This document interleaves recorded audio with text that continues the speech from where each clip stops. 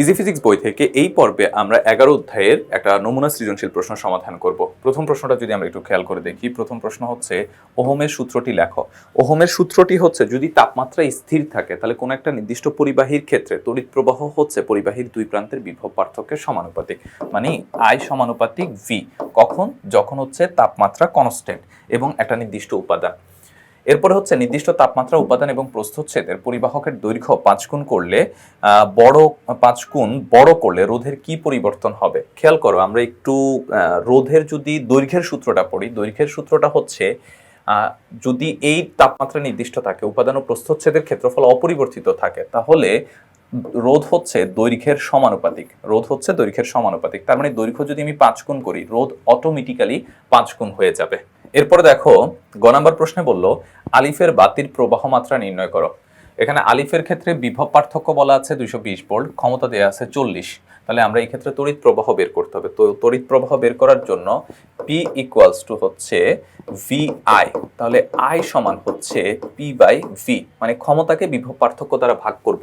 তাহলে ক্ষমতা কত? ক্ষমতা হচ্ছে 40 আর বিভব পার্থক্য কত? 220। তাহলে আমাদের এক্ষেত্রে পাচ্ছি হচ্ছে 0.182 0.182 অ্যাম্পিয়ার। এটাই হচ্ছে আলিফের বাতির প্রবাহ মাত্রা।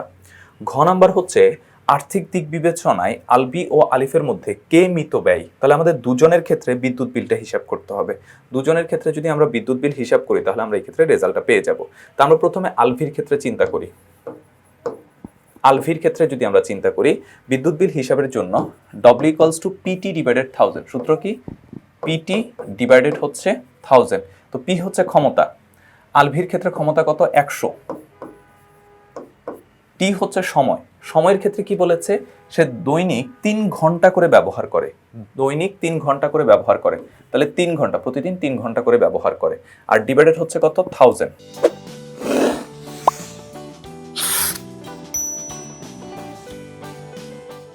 তাহলে আমরা এই ক্ষেত্রে কত পাচ্ছি? 0.3 কিলোওয়াট ঘন্টা। এবার প্রতি ইউনিটের দাম বলছে হচ্ছে 6 টাকা, তাহলে এটাকে 6 দ্বারা গুণ করে দাও। 6 দ্বারা গুণ করলে আমরা পাচ্ছি হচ্ছে 1.8 টাকা।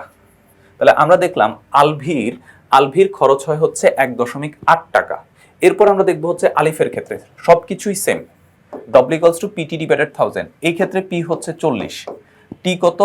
T হচ্ছে দৈনিক 4 ঘন্টা করে চালায়, তাহলে 4 ডিভাইডেড হচ্ছে 1000।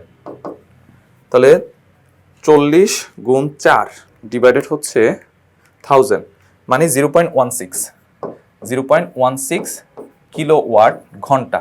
এখন প্রতি ইউনিটের মূল্য কত? 6 টাকা। তাহলে এটাকে 6 দ্বারা গুণ করো, তাহলে আমরা কত পাচ্ছি? 0.96 টাকা। তাহলে একদিনের হিসাবে আলভির খরচ হয় হচ্ছে 1.8 টাকা, আলিফের খরচ হয় হচ্ছে 0.96 টাকা। তাহলে কারটা সাশ্রয়ী? আলিফেরটা সাশ্রয়ী। আমাদেরকে এটাই বের করতে বলেছে, আর্থিক দিক বিবেচনায় আলবি ও আলিফের মধ্যে কে মিতব্যয়ী। আলিফ হচ্ছে মিতব্যয়ী। তো এটাই ছিল এই পর্বের আমাদের প্রশ্নের সমাধান। পরবর্তী পর্বে আমরা অন্যান্য প্রশ্নগুলো নিয়ে আলোচনা করব।